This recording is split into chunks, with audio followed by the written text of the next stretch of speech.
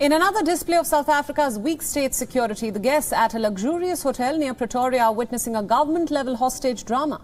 Heavy contingent of Special Task Force members and police were deployed to the St. George's Hotel in Pretoria after the so-called Liberation Struggle War veterans blocked government ministers from leaving a meeting hall. From the Defence Minister to her deputy and minister and the presidency. Now, South Africa's top-level government employees were locked up by disgruntled army veterans inside the hotel. The ex-army men barricaded the doors with chairs and refused the officials to leave. Police and security forces were forced to intervene, and the ministers were then rescued and taken to a safe place. The police arrested a total of 56 people, including 7 women. The military veterans were protesting against the government's failure to pay them reparation. The group claims that the government has failed its liberation fighters. They had demanded a payout of more than $200,000 per member. After the arrest, the Liberation Struggle War veterans said that the ministers were not held against their will. This was the immediate reaction from one of the ministers who was held hostage.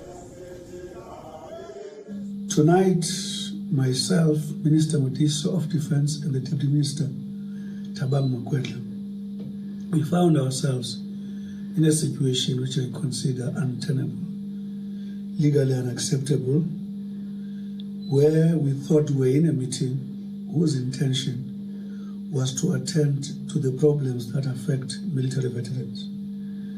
We could not agree on how the meeting should take place. We reached a point where I thought we were agreeing that it should adjourn.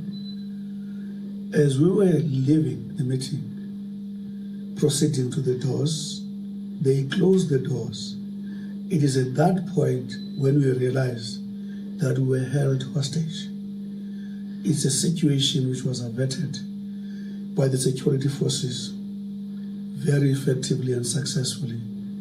We want to thank Minister Pekicele and all other security forces, whatever branch that was involved, for prompt and timeless intervention and successful in the manner it seems to have been. And we expect the law to follow its course in dealing with the behavior of this nature. Our correspondent Calvin Ongmu has sent us more details in this next report. Take a look.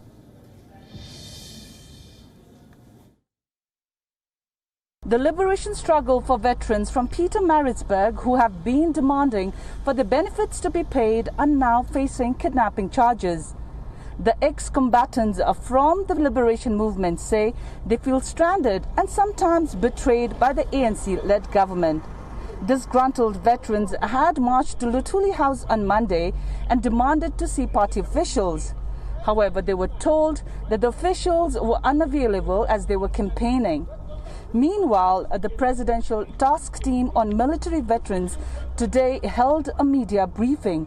Minister Thandi Modise explained that they were not ashamed, they were not threatened, but they were just uncomfortable to be held against their own will. The minister also said that they will take the issues and concerns of the veterans seriously, and South Africa is currently being put to test. This is Calvin Ongmu from Johannesburg, South Africa for WION World is One. WION World is One is now available in your country. Download the app now and get all the news updates on the move.